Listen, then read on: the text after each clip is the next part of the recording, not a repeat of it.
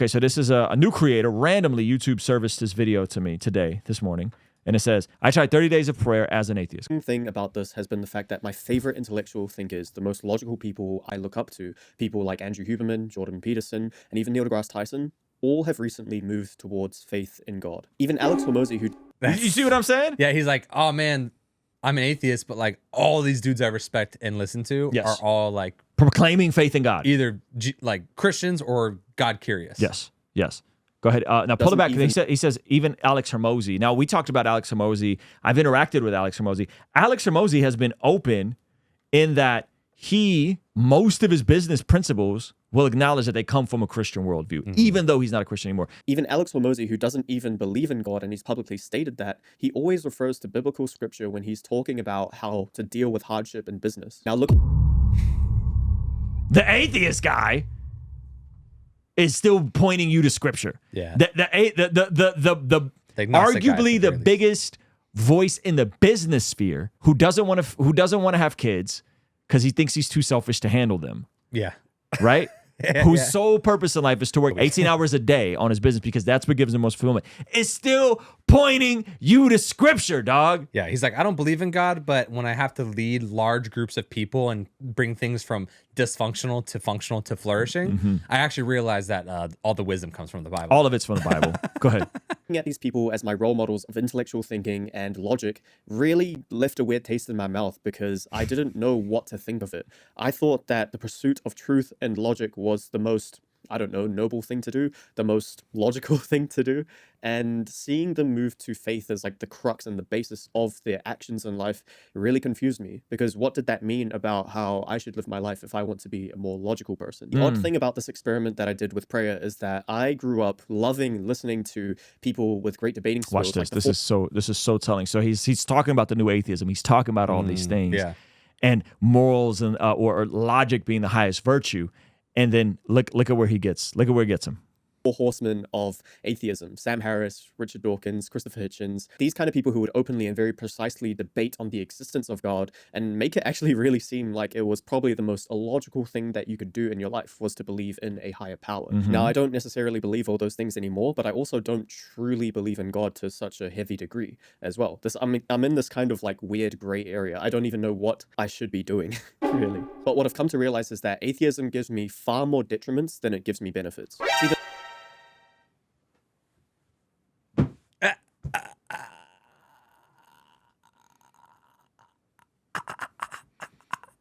That's the punchline. That's it. That's it. The thing that you think is true, that's the most logical, actually does more harm to you. The thing that has no limits and there's no confines of religion and ends up being a net negative. Hello. So if one is a net negative and one is a net positive, but there's things attached to the net positive, maybe the net positive is worth examining. Hello. All right, hit the rest of this. Now watch what he goes on to say. The thing is, when you look into these debates and you get that kind of like high and kick off of seeing these people debate the fact that, oh, if God exists, why would he give cancer to children? All these kind of things. And they have these witty remarks that would make the other person kind of quiver in their chair. And like, this is like the most typical, like, high school student took one semester of philosophy, and that's your question. If a good God exists, why did he allow evil? Yeah. And it's like, fam, you want the dopamine hit because you think you want to be right without understanding what you're really asking. Why would God create robots? Yeah. You know what I mean? There's nothing more. We're having this. I mentioned that because we're having this conversation with a pretty big creator or someone that's affiliated with a massive creator in our comment section right now. It's the same conversation, and they think it's this like magic bullet. Yes, and that's the thing. It's like when you're engaging with a conversation and you realize the person is kind of just at the very beginning of that conversation. Right. You're like, you think you got the magic bullet, but you're at the very front line of that. Yeah. Ugh. Go ahead. To explain it and just give them weird aphorisms and things like that. So I would get the high of watching these great debaters talk about these things. But the thing is that it never made me feel better about my decision. Yes, it kind of gave me that high, but I never felt like, yes, God doesn't exist. I feel like I can do so much with my life now.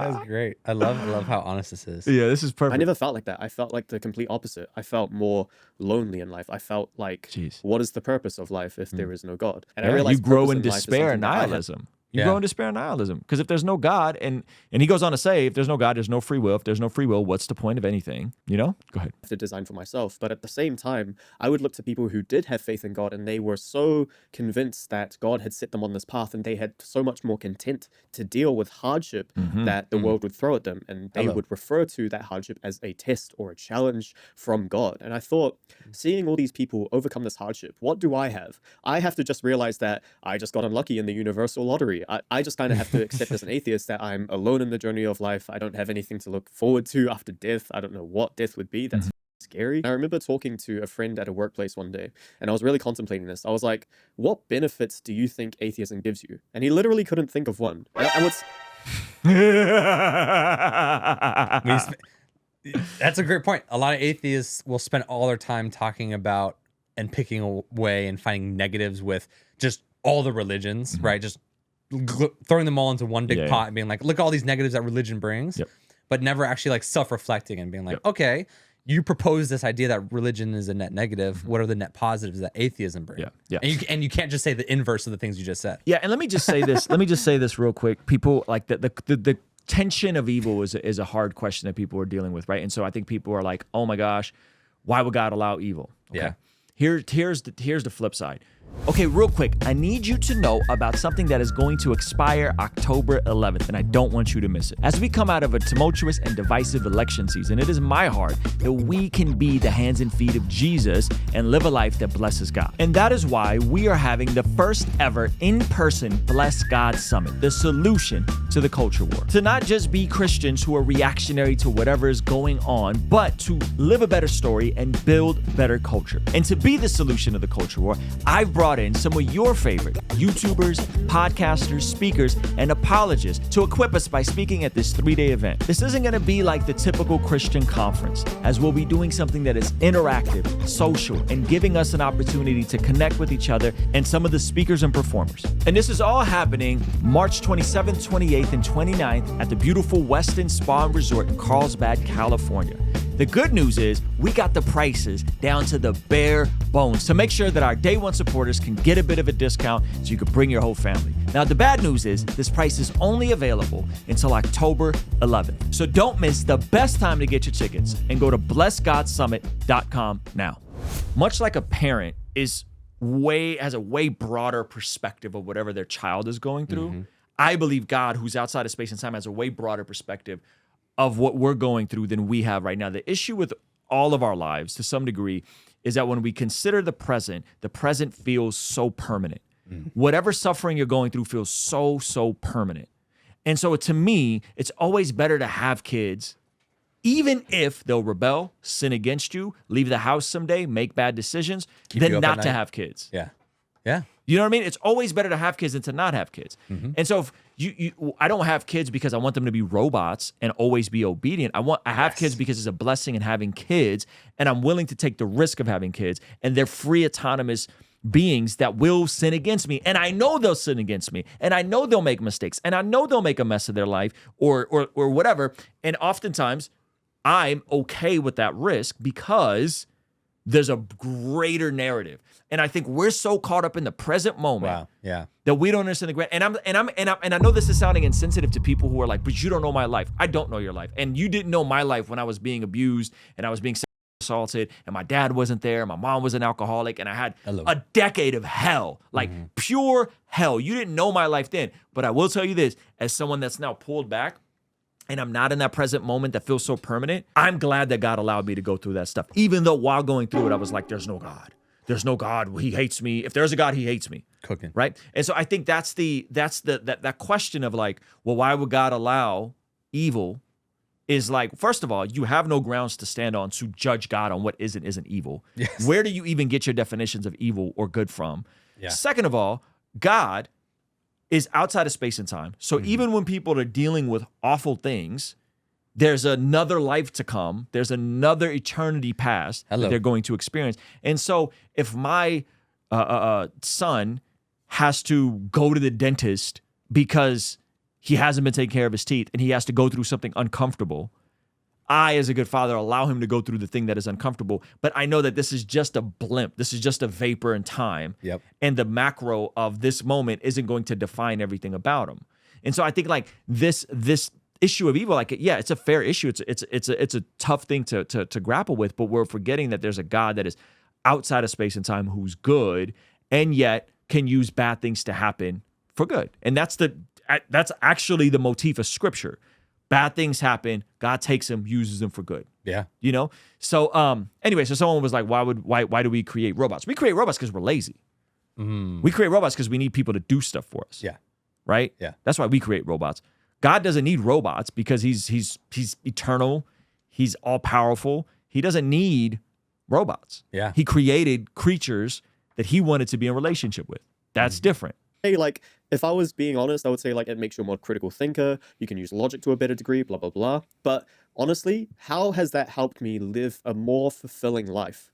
I can't really say it has. And at this point in my life, I can't say that I would ever believe in any one God, like Allah or the Christian God or Jesus. But the thing is, Hey, as I've looked... hey, you tap in, bud, and we'll get you set straight. Yep. If you want another challenge video, it'd be I sat down with Ruslan for 30 days until I became Christian. I talked to Ruslan for 30 days until I became Christian. Go ahead. Towards the past and how people before us have dealt with the utter hardship of life. I mean, we think we have life hard in 2024, but back 100 years ago, 200 years ago, things were so much worse. Things were so much worse, and we take that for granted. And what I've seen from people which is another conversation that is difficult to have is like, well, why has the world gotten incrementally better? Like, yes, World War III, Iran, election, crazy culture war, all that. But the world has gotten substantially better in the last couple thousand years. Suffering is the lowest it's been. Is the least amount of people suffering, least amount of people starving, least amount of people dying of malnutrition. So what do you say to that? Oh, well, you know, it's like, well, God kind of has always worked through incrementalism. Yeah. You know? Go ahead. right is that they need some sort of faith to help them through the hardship of life. And the way that I see it is that faith in religion is born out of the evolutionary necessity to have something to anchor belief onto in the face of hardship and in the face of uncertainty in life. So he's saying faith is of utility to explain away suffering, and it's an evolutionary reaction. But then he goes on to try this 30-day thing, prayer, as what he thinks is just placebo. Yeah. And let me just tell you, if being a Christian is placebo, it's the illest placebo ever. Okay? But listen to what happens when he prays for 30 days. And he's not even praying in the name of Jesus. He's just praying. And when I think about what I want to actually have in life, do I want to use atheism to be a pessimistic, cynical thinker who just thinks that free will doesn't exist and that we're just a bunch of monkeys floating on the rock? But I also didn't think that I could convince myself that a God existed. So in a way, I kind of just thought of God as a placebo effect. And that's probably why the modality I chose to experiment this with is prayer. Because when I see people in prayer, or when I imagine people in prayer, they look so relaxed, they look so focused, and it looks like they're, connecting with God, whatever that means. But it looks like a practice that gives you a lot of calm and content, and probably builds a lot of perseverance in a person, where usually they will just fall into despair with whatever tragedy would happen to them. So there was one night where I sat on the front of the edge of my bed, and I put my hands together like this in the dark, literally, and I just started to pray. And what happened was I just felt all the muscles in my body relax. And obviously, placebo, I would think that.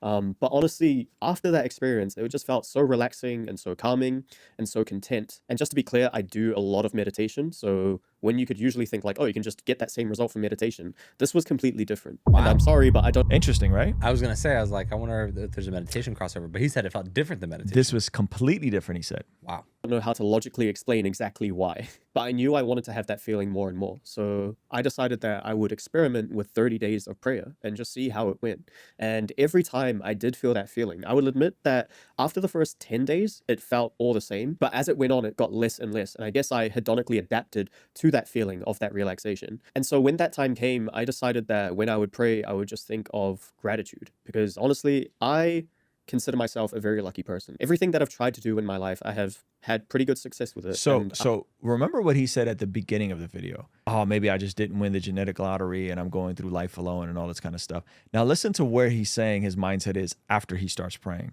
Where does his mind go to? Gratitude. Yeah. Isn't that interesting? 10 days in. He's Just like, 10 days in. Oh, I'm just going to focus on gratitude.